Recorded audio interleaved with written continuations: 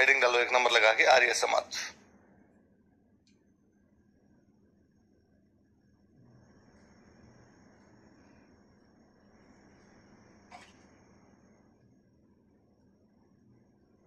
अब सुनो, देखो बात सुनना। क्या था आर्य समाज? क्या था नाम? वापस बोलो, क्या नाम है इसका? जब अंग्रेजों का हमारे देश पे राज है तो अंग्रेजों ने एक बात कहनी शुरू की कि भाई भारत पर हम तो राज इसलिए करने के लिए आए हैं क्योंकि भारत का जो समाज है वो बहुत ही सड़ा गला समाज हो गया, बुद्धि इनमें है नहीं, कुरीतियां समाज में ज्यादा है, हम इनको अच्छा बनाने के लिए आए। और अंग्रेजों ने पूरी दुनिया को ये कहा था, व्हाइट मैन्स बर्डन। क्या कहा था? बोलो, व्हाइट मैन्स बर्डन बोलो। बर्डन का मतलब क्या होता है? भार। हमने कहते हैं यार मेरे पे बर्डन आ रखा है, तो व्हाइट मैन पे बर्डन है, गोरे लोगों पर भार है, दुनिया को अच्छा बनाओ। दुनिया में अच्छे कौन है? गोरे। बाकी दुनिया अच्छी नहीं है, इसलिए हमें भगवान ने भेजा कि जाओ इन कालों को अच्छा बना के आओ। वरना भाई साहब हमारी ठंडी जलवायु के प्रदेश को छोड़ के, यूरोप जैसी अच्छी जगह को छोड़ के तुम्हारे यहाँ भारत में घूम रहे हैं, अफ्रीका में घूम रहे हैं, हमारे क्या पड़ी है ऐसे? पर भाई साहब गोरे लोगों पर भार है कि गोरे लोगों तुम तो अच्छे हो गए, बाकी दुनिया अभी तक अच्छी नहीं है, इसलिए बाकी दुनिया को भी क्या बनाया जाए? और देखो हम तुम्हें अच्छा बनाते हैं। क्या है तुम्हारे ये? पति के मरने के बाद पत्नी को सती कर देते हो, बंद करो आज से। क्या है तुम्हारे ये? लड़कियों की छोटी छोटी उम्र में शादी कर देते हो, आज के बाद बंद है बाल विवाह तुम्हारे। ये क्या है तुम्हारे कि विधवाओं की तुम शादी नहीं करते, आज के बाद करनी पड़ेगी। ये तुम्हारे, तुम पढ़ाते नहीं हो बच्चों को, आज के बाद एजुकेशन देनी पड़ेगी, और हम तुम्हारे समाज को अच्छा बनाएंगे। हमारे लोगों ने भी तालियां बजा के स्वागत किया, अरे वेरी गुड, थू थू यार कितना अच्छा बना रहे हैं। और वो तालियां बजाने में सबसे आगे एक आदमी थे, उनका नाम था राजा राम मोहन राय। क्या नाम था उनका? थैंक यू अंग्रेजों, हमने कहा था सती प्रथा बंद करो, आपने कर दी, और तुम बहुत अच्छे लोग हो, वाकई बहुत अच्छे लोग हो, हमारे भले के लिए बहुत अच्छा काम कर रहे हो। तो सारे के सारे हम किसके फैन होते जा रहे थे? अंग्रेजों के। बोलो रे जोर से, किसके फैन होते जा रहे? क्योंकि अंग्रेज हमारे देश में अच्छा काम।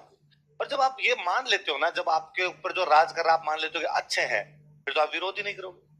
अच्छे हैं तो फिर विरोध किस बात का? ठीक है ना फिर तो अपने। उस समय एक आदमी उठ के आया जिसने इस बात का विरोध करना शुरू किया। उस व्यक्ति का नाम था स्वामी दयानंद सरस्वती। क्या नाम था? और उन्होंने कहना शुरू किया कि यार अंग्रेज क्या हम भी अच्छे हैं? तो लोगों ने कहा हम तो कहाँ अच्छे हैं, अपने दिख रहा है दाव के लिए चिढ़े भाई साहब। तो उन्होंने कहा आजकल हो गए, पहले अच्छे थे और अंग्रेजों से भी ज्यादा अच्छे थे हम। जिन दिनों अंग्रेज अच्छे नहीं थे तब भी हम अच्छे थे, ये तो बीच में गड़बड़ियां हुई थोड़ी, इसलिए खराब हो गए। और यदि अब भी हमें अच्छा होना है तो हमें अंग्रेजों की तरफ देखने की आवश्यकता, हमारे बड़कों की तरफ देख लो यार, पुराने लोगों की तरफ देख लो, हम अच्छे हो जाएंगे।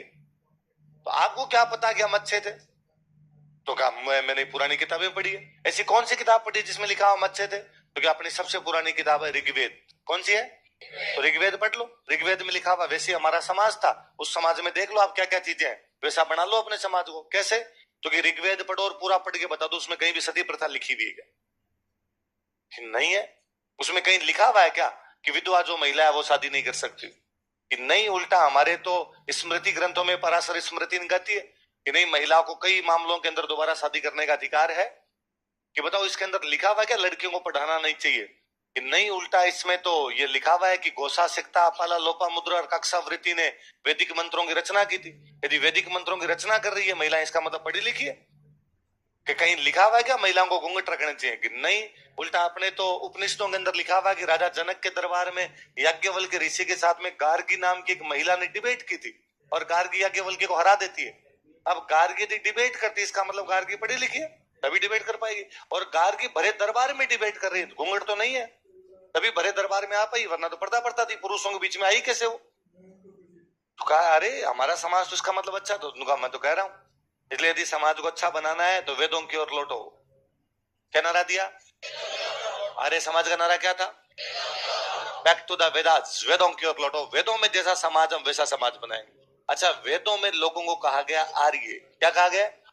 आर्य का मतलब होता है श्रेष्ठ। आर्य का मतलब क्या होता है? तो वैदिक लोगों को क्या कहा गया? आर्य। हम वैसा ही समाज बनाएंगे जैसा समाज किसका था? आर्यों का। किसका था? इसलिए कौन सा संगठन है? भले बड़ी बात, आर्य का मतलब। इसलिए कभी टीवी पर यदि आपने कोई रामायण महाभारत देखी हो तो उनमें सीता जी भगवान राम को जाके हे आर्य पुत्र, है ना? तो आर्य मतलब हे श्रेष्ठ पिता के पुत्र। तो आज से आप भी अपने दोस्तों को कहा करो हे आर्य मित्र। क्योंकि यदि आप अपने दोस्त को आर्य मित्र कहोगे, इसका मतलब आप कौन हो? आर्य। आर्य का मतलब क्या होता है?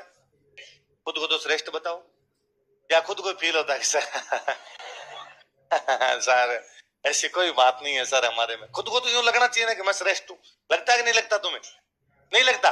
ये तो मरा हुआ सा फील करते हो, एकदम वैसे फील आती है कि जम्मा गिरा हो या बंदा